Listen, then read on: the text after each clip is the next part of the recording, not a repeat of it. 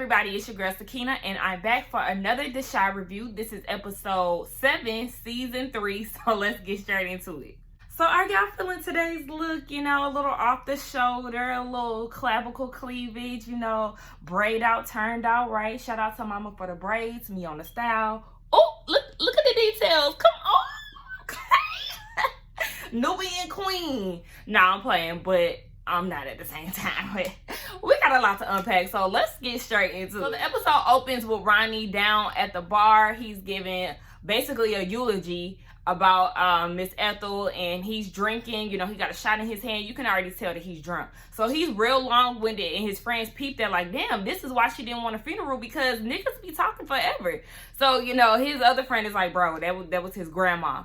So, you know, he gives his speech and everybody cheers to Miss Ethel. Now, Jada was there and he stops her before she heads out and was like, you know, thank you for coming. I was actually glad to see Jada there because we didn't see her interact with Miss Ethel for a long time. So I was glad to see that she actually showed up, and she said, you know, she was more than a patient. She was a friend to Jada. So, you know, of course she will come and, you know, give her condolences.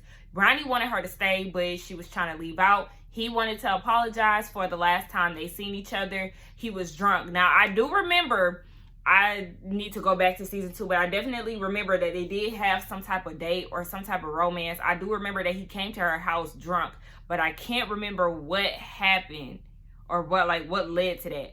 But, you know, she was just like, you know, you want to make your grandma proud, but you need to stop drinking. That's your problem. Like, I know people drink at funerals, but you got a drinking problem, honey. So you need to go ahead and cut that out. Emmett and Dom are down at an office for Sonny's landlord. They're setting up a meeting with him, and Emmett brings his baby. It's like, damn, nigga, you couldn't leave a baby at home. But Tiffany has some weed runs to do. So they go into the meeting with the landlord, and it's actually Laurel, who is a Chicago native.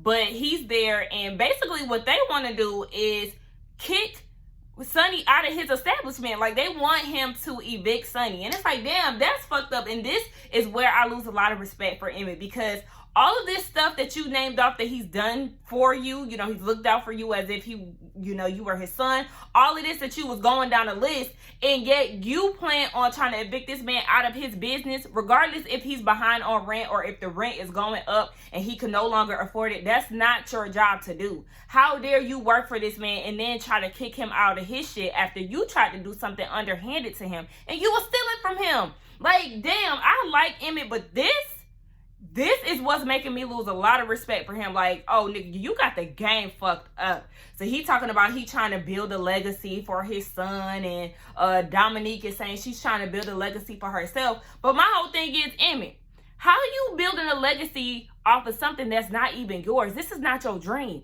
We got introduced to you as a sneakerhead. You would think you would get into that. Remember, he had something going on with the Arab at the corner store with hair. Like, and then you was working at Sonny. So it's just like, okay, you got your hands in 10 different things. Just last episode, you want to be Tiffany's manager.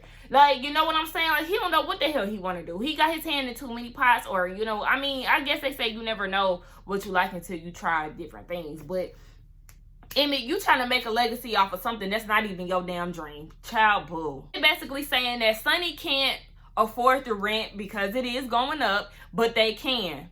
And then he goes and says that they'll basically keep the name Sonny, but they'll be the new, like, basically a Sonny's 2.0, the new generation.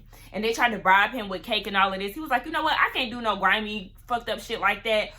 Y'all have a nice day. I ain't doing it. Back to Jada. She out in the hallway making out with Tomas, and I was just like, oh. So they doing all of that, and she invites him inside. So when they get inside, of course, as I already expected, the house is a damn mess. The baby running up to Jada with her damn Marley twist in his hand. And she's like, damn, you know, what the fuck? She's disgusted. She's pissed off. And she was like, you know what? I'll just walk you out. So she ended up walking Tomas out in the hallway. And this nigga go and say, what are you doing? What do you mean, what am I doing? Like, saying that Emmett is taking advantage of her, and she always lets people do that. And I'm like, sir, first of all, you are too comfortable. How long have y'all been dating? You don't know her that well to sit here and try to school her on how to take care of her son. Talking about he's never going to be out on the streets, I guess, because she's always going to save him. And Jada's like, I know, I save him. Like, I'm not going to let my grandchild be out on the streets, because if it was up to Emmett, he would definitely be out on the street if I was to kick him out. And it's like, Tomas, you is overstepping your boundaries, sir. You talking too much, okay? Don't come over here doing all that rah-rah, because that'll be the quickest way out the damn door. Like, she need to leave him. They need to rewrite Jada's script. They need to find her somebody else, because these candidates that y'all giving her, that's unfair. I don't like that. Jada gets in the house, and she's cussing out Tiffany and Emmett. Tiffany is out there trying to be like, yeah, I told him to clean up. Girl, well, you ain't clean up. The fuck, this your baby too. This your mess too. So, you know, she's like, you know what? I can't wait until y'all get out the house next week. And Emmett was like, I mean, forget it. I got to tell you at some point, we need to stay here to the end of the month. So my thing is, Emmett, how can you afford to take over Sonny's new rising rent, but you don't have a place to stay? You don't have enough money for a place to stay. Meanwhile, your girlfriend is supposed to be this trap queen. Like, it don't make sense. Y'all got your priorities fucked up. If it was up to me, y'all motherfuckers would be out on the street, and I would leave a baby at the house. Like, it's just too much mess. Where is Tiffany's family? Where is her drug dealing boyfriend, or whoever the hell Emmett was about to fight about his son? Like, they just irresponsible. I would have been kicked their asses out. So Emmett pulls up at Dom's restaurant, and he was trying to let her know, like, hey, Zeke was the landlord's name. He has a gig for us, and it's $7,000 if we go ahead and cater, because his original caterer for this event he's having backed out at the last minute. So, you know, it's about 20 people. Dom is only one person, so she was like, look, if you're going to help me, I need you to be fast and stay out my way, or something like that. So, yeah, they go ahead and get prepared for this new catering gig. Now, let's go over to Papa. So Papa is at Maisha's house, you know, trying to get her ready for school, or trying to walk her to school, and he greets her with some flowers, and she's like, I can't go to school because my mom lost her job, and I gotta watch the kids until she finds a new job. Papa says that she can't miss any more school, but, you know, she has to do what she has to do until her mom finds a new job. So then we get another scene with Papa. He's down at the church because he did offer Maisha some help. I'm like, nigga, you every bit of 14 trying to offer some help. But we see him down at the church house, and he's in his dad's office pulling out some money. So his dad walks in and was like, what the hell is you doing? Go get the switch. And that shit was so funny to me. But he was like, nah, I'm doing this because I'm trying to help Maisha. And he was like, well, you know, the collection plate is supposed to be to help others. But Papa's dad is like, no, the collection plate is to help us eat and the church. So he was like, okay, well, what about the money that Camille gave you? He said, his dad said that money is for Papa to make sure that he has everything he needs. So Papa was like, well, I already got everything I need, so can we just give it to her? And he was like, well, you know what? I'm glad to see that you're a charitable man of God. And he was like, what kind of man are you?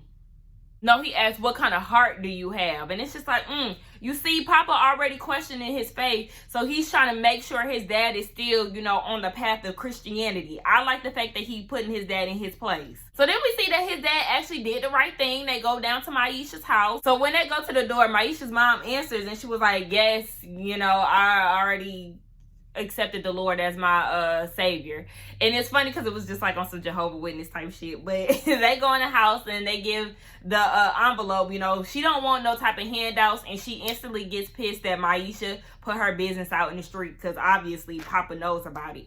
But the dad was just like, we're not taking it back, so, you know, here you go, and if you need us, just give us a call. So when they leave, she looks at the money, and you could tell she was low-key thankful. I mean, high-key, but she was trying to keep on a strong poker face. We see Doodah down at the dinner table, and he was talking to Camille about how his polls are rising higher above Camilla. But Rose is like, don't get too hype, honey, because you need to be up there consistently. She's mad that he did the whole commercial without her. She said that the whole thing was messy, and, you know, basically he's lucky that he was able to turn it around. So then they start talking about the whole trust thing. Remember, we was asking, what did Miss Camille do to break his trust? Come to find out, she had an affair with the secretary, Duda's secretary. So it was like, ooh, she done bruised that little ego, okay? She done cheated on you with a woman and you couldn't take it. So that's what that was about. Now, Jake had came downstairs and he was saying, Duda was saying how Candy Rose and Jake need to be on their game because they have an event that they need to go to. And Jacob is being real hard-headed, being a real smart mouth. So Jacob said something and Duda snatched him up and he was like, what you gonna do?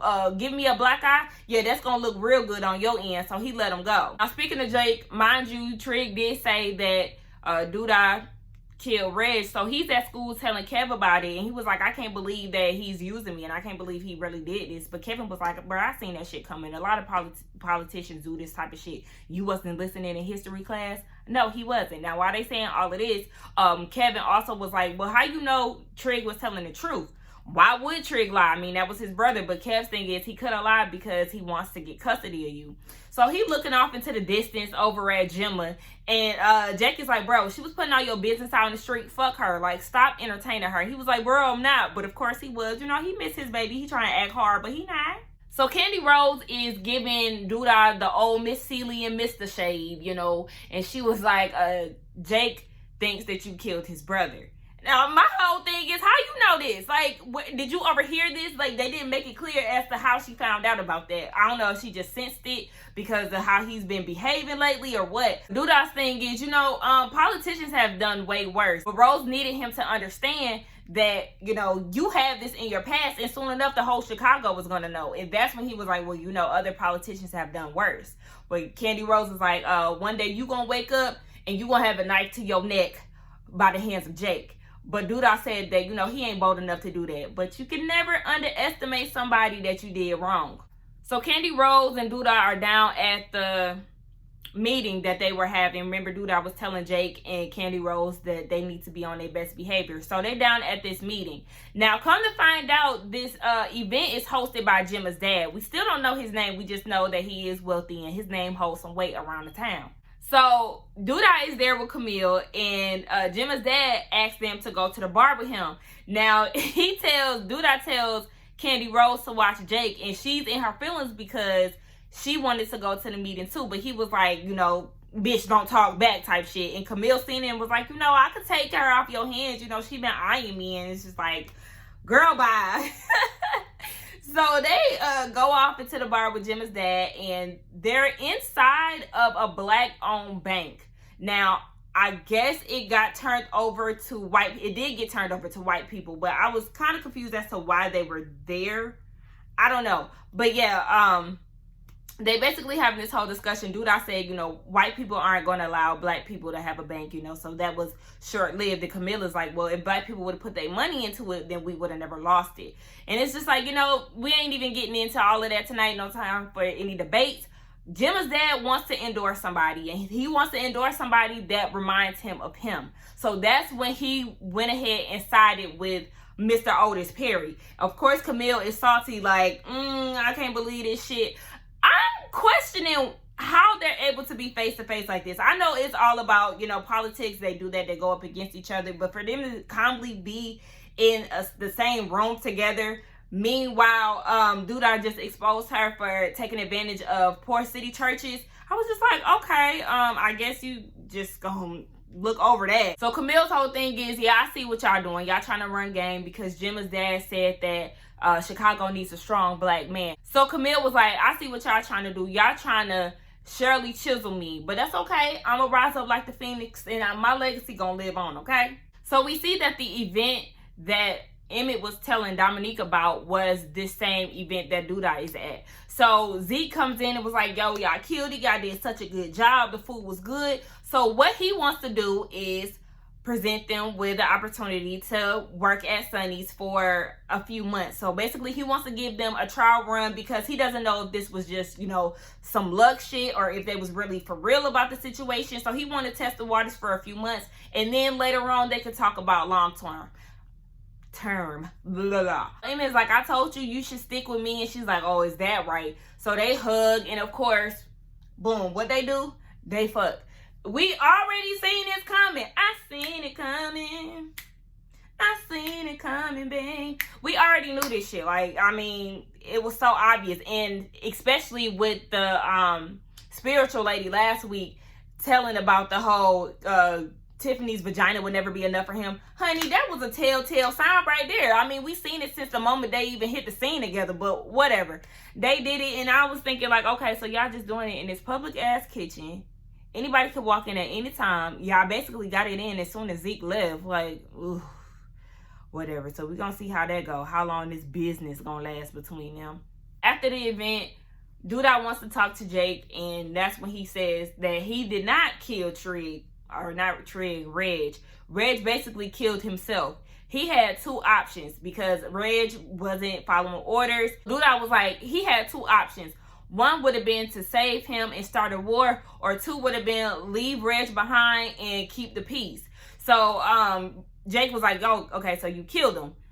I mean, he said he couldn't save everybody. And then Jake was like, okay, so why are you trying to save me? He's trying to save Jake because he sees something in him. He sees himself. And Jake was like, so I'm going to be a con artist? Or what he say, a crook? And Duda was like, I mean, you could be that, or you could be the mayor of Chicago. And Jake was like, nigga, you ain't even won yet. Like, I don't know. We don't know if Jake is going to stay with Duda or if he's going to go with Trig, because it's like, yeah, now he knows what happened, or we don't know if Duda is giving a soft version of the story or what, but he's basically admitting that, yeah, he had something to do with his brother's death. So it's like, now it's up to Jake to make the decision whether he wants to go with his brother or stay with Duda. Now we see Dre and Nina in Keisha's room. Nina is giving Dre the story about how Keisha would run before she learned how to walk. And, you know, she's saying that she wasn't ready to do this. Come to find out, they were actually packing up Keisha's room.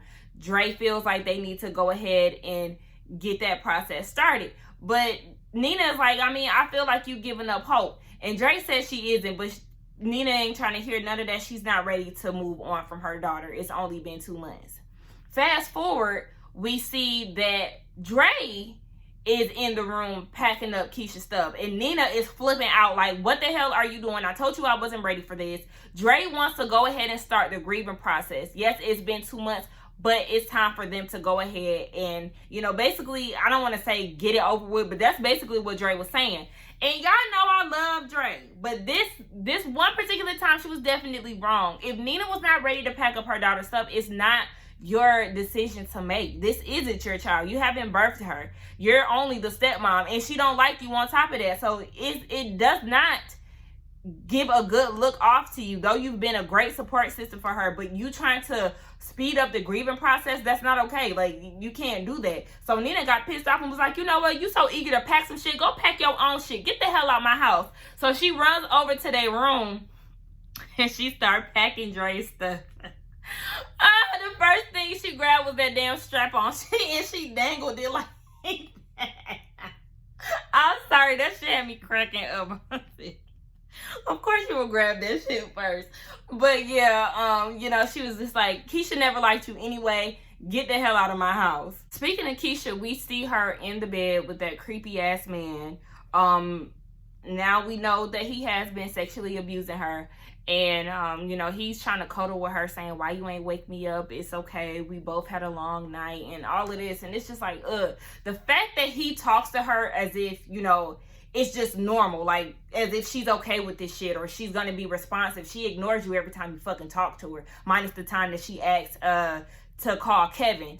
But he was like, you must be hungry, I'm gonna fix you some food. So he goes out the room and, you know, goes to get her some food. And as soon as he leaves, she puts her clothes on, she breaks the chair leg and she puts it behind her back. So when he comes in with the tray, she started beating him with it on his shoulder, and I think she hit his head or whatever, and he snatches it from her, pins her down to the bed, and, like, you know, had his fist balled up. And he was like, you try something one more time, and the next time I'm not going to be so forgiving. So it's just like, ooh, baby. I mean, she is fighting. She is trying to get the hell out of there.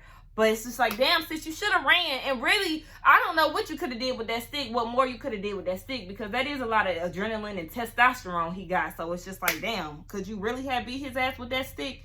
I don't know. Next thing you know, we see her sleeping or in the room just sitting there. And when they pan out the camera, we see that the room is empty. He has gotten rid of all furniture in that room. He is like, you're not going to try nothing else again. And all you can see is the bed. I think he even moved the bed frame. He just got the mattresses on the floor and that camera. And it's just like, damn. Woo. We see Ronnie down at the bar with his friends. And, you know, he's basically saying, thank y'all for coming out for Miss Ethel's funeral. I really appreciate y'all support and y'all friendship over the years. And he said that he wants to go ahead and get sober for the 14th time. Okay, well, you know, like he said, hopefully 14th time is a charm.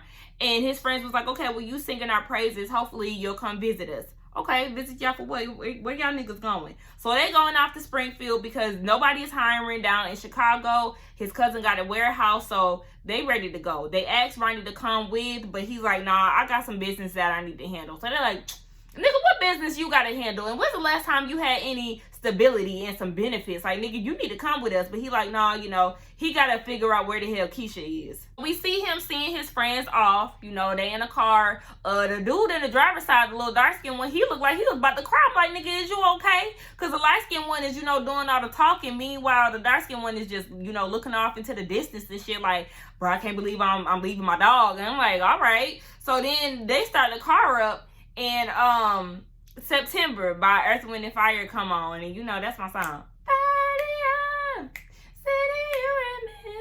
Ooh, okay, well, I guess that means I need to stop.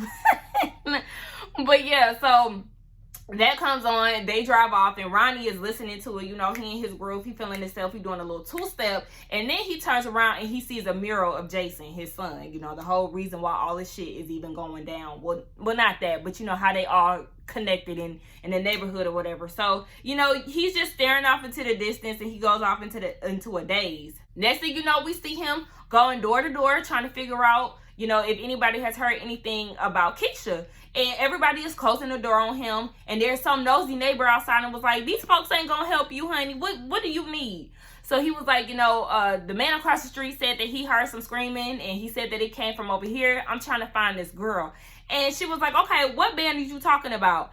And he, you know, pointed to the house. He was like, oh, yeah, he's a little touched. And, you know, black people say touch, they use the word touch when you crazy, a little weird, a little off. So Ronnie was like, okay, well, what about his wife?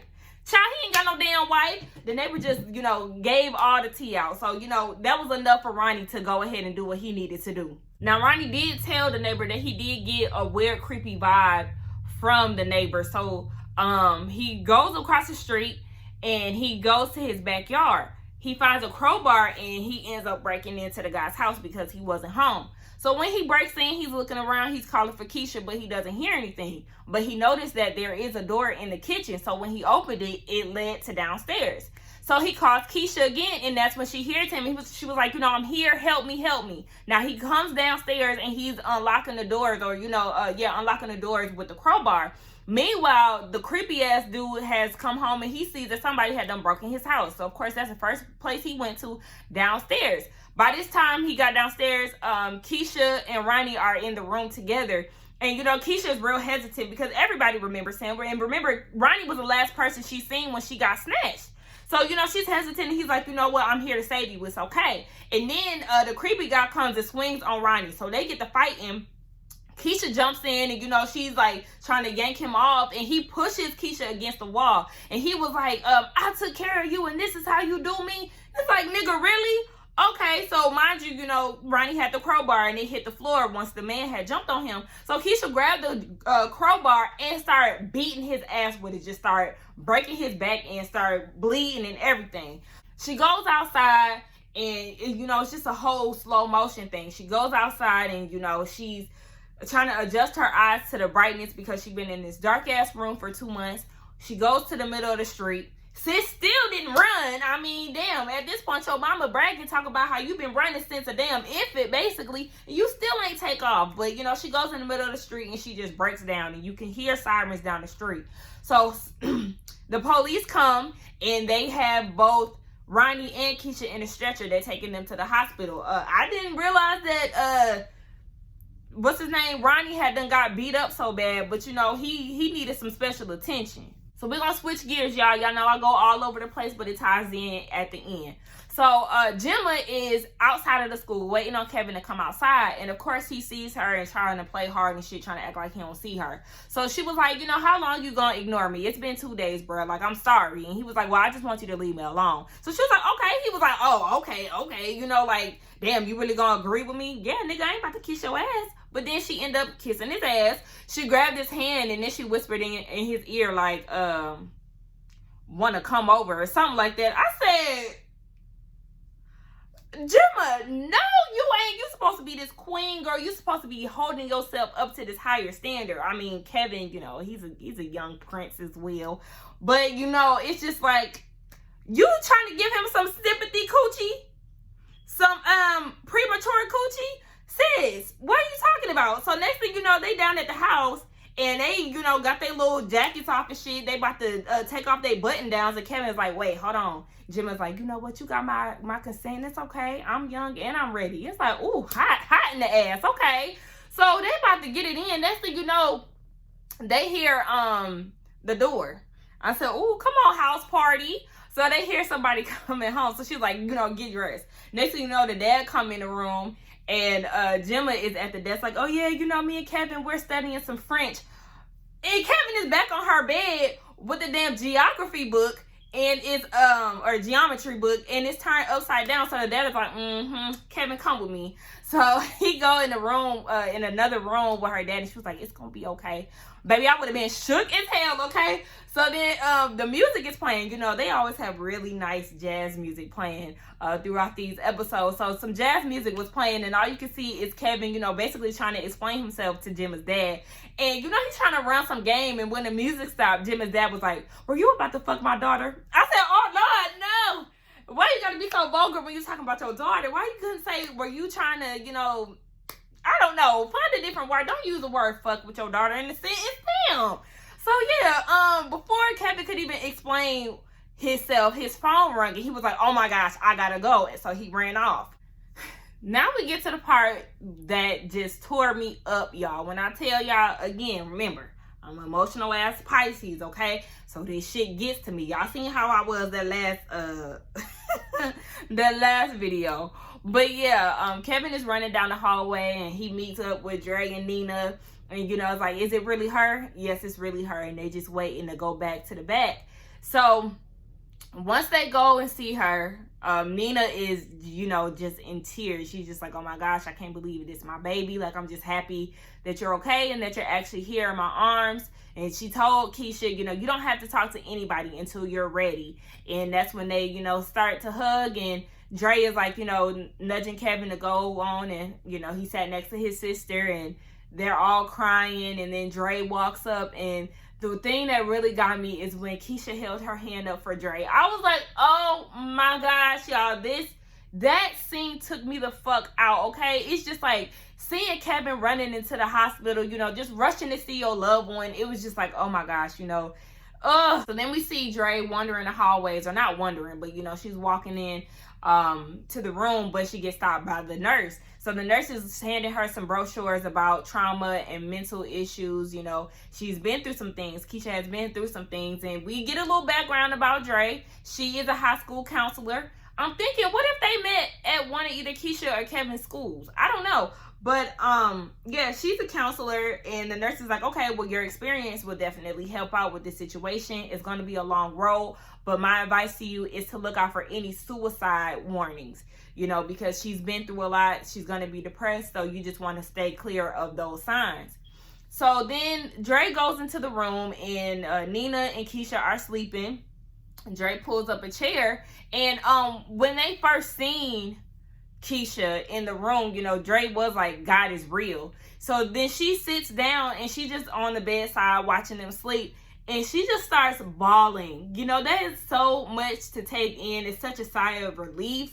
You know, maybe she even feels bad for boxing up her stuff, and they found her shortly after that. But, you know, it was a very touching scene. So touching. I was really in my feelings at the end of this damn episode. It's crazy. So then we see Kevin. He walks into Ronnie's room. And at first, that's where I thought that